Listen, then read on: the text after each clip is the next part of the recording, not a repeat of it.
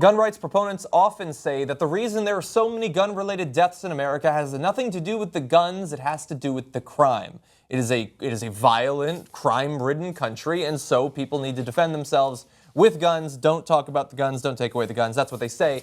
Unfortunately for them, the scientific method exists, and so we're going to take a look at the data here. Now, first of all, here is an interesting chart put together by Vox that shows the number of homicides by firearm per 1 million people. So yes, very high, obviously, to demonstrate the severity of the problem. The next closest is something like 4 times lower, let alone a country like Australia that's been in the news recently for their extremely successful gun confiscation program.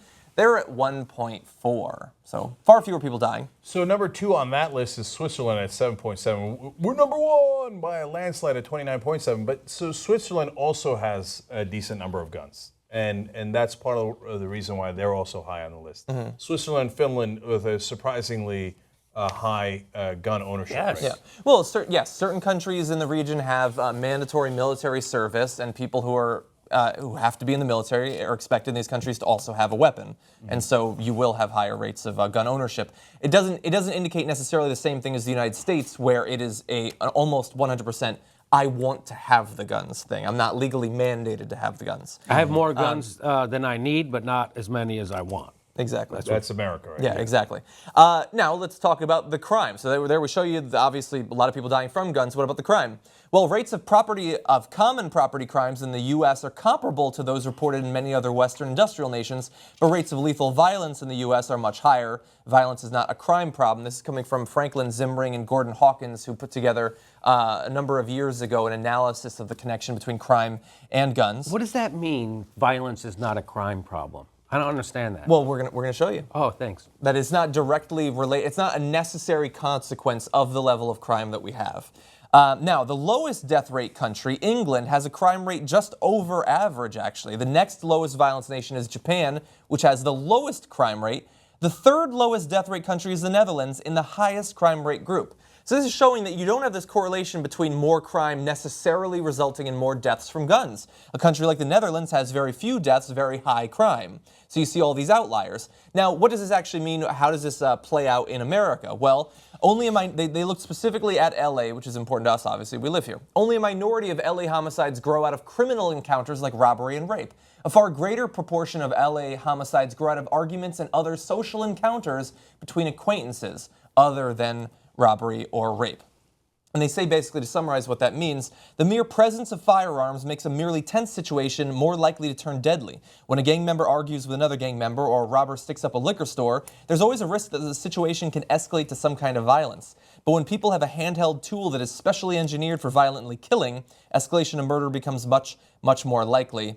And they do a nice comparison here between New York and London, saying a preference for crimes of personal force and the willingness and ability to use guns in robberies makes similar levels of property crime 54 times as deadly in New York City as in London. Look, have any of these people ever seen a Guy Ritchie movie, like those arguing against it, or Peaky Blinders? Like, all they do is commit crimes in England. Yeah. That's it. Well, they actually do. They have a higher crime rate in London than they do in New York. They just don't kill anybody. But they don't kill anybody. So that's because the really they don't interesting have part. guns on them. So, and they've studied this throughout many different nations. And in a lot of Western European nations, the stereotype here in the U.S. is, well, they're all homogeneous, so they don't have a lot of crime there. So it's partly true, partly coded language, like they're all white over there, so they don't commit a lot of crime. Yes. You know, that's what they're getting at, right? Not all of them. There's some legitimate points about how different cultures interact and if you yada yada. But overall, it turns out, no, that stereotype is wrong. There's actually just as much crime in Western Europe, and in some places, more crime than there is in the U.S. But their crime, even though it is of the violent nature, assault, robbery, does not lead to deaths. Rape as well, that's right. In America, we have similar levels of crime, but a lot more deaths. We have a lot more deaths, not even necessarily because of the robbery or the rape, although our robberies lead to more deaths than their robberies do because we usually commit it with guns, right?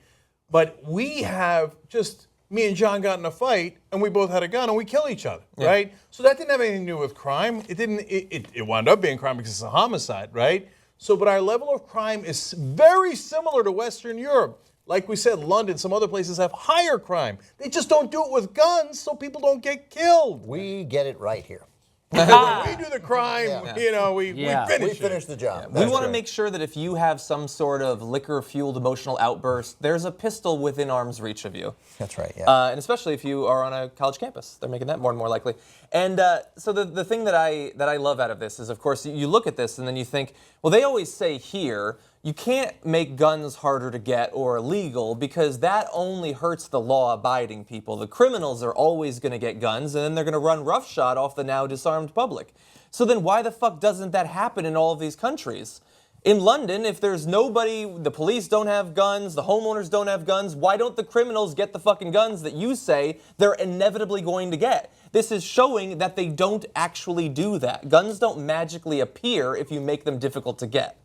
So yesterday, in some insane tweet by a conservative, when Mark Hamill was talking about this issue, said, "For God's sake, let's do some gun control." All the conservatives attack him. They're like, "Oh, how could you have defeated the empire without your lightsaber? Got you."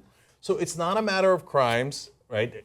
It's facts. It's facts, right? It's proven out in every study. There was a study in '99. There's a study in 2011. Yeah. Okay, and it goes on and on and on. And it's just that when you have guns at your disposal, of course more people are going to die. Anybody trying to make a different argument is trying to find some crazy way to deny reality. Like, you know it. If there's a gun and you're having an argument, is someone more likely to get killed?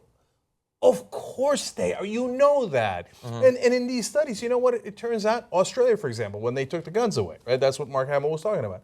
It became harder to kill people. Their suicide rate went down. Their death rate, homicide by firearm rate went down.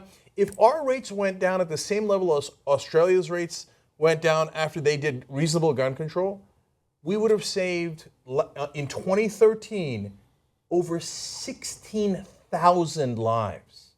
So in September 11th, we lost about 3,000 people. More than 5 times that amount we lose every single year. Not based on the number of people who commit suicide and the firearm homicides, okay? Just the difference between what our rate is and what Australia's rate is after they did the gun control.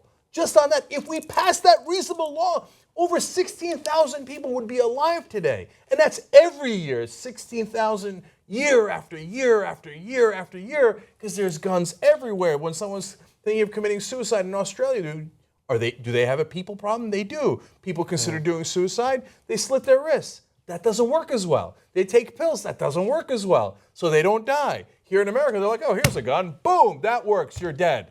Okay, on firearm suicides alone, we'd save over 12,000 lives. Think about that. I'm not even talking about homicides. We're not talking about the 2-year-old that shot the 9-month-old because there was a gun lying around. Just on suicides. And I thought the Christian right hated suicides, right? And by the way, pro-life and all that. Veterans? Yeah, and it affects veterans more than other classes of Americans. And cops, and retired cops and That's working right. cops. So you put all that into the equation, we're literally killing ourselves. Yeah. If you put guns everywhere, of course more people are going to die, and every study bears that out. You can make a different argument. You can say, hey, I'm comfortable with 16,000 more dead people every single year because I got to have my rights in case the government comes for me. Okay, that's a different argument. But you can't argue that less people die because we have more guns, because that isn't true.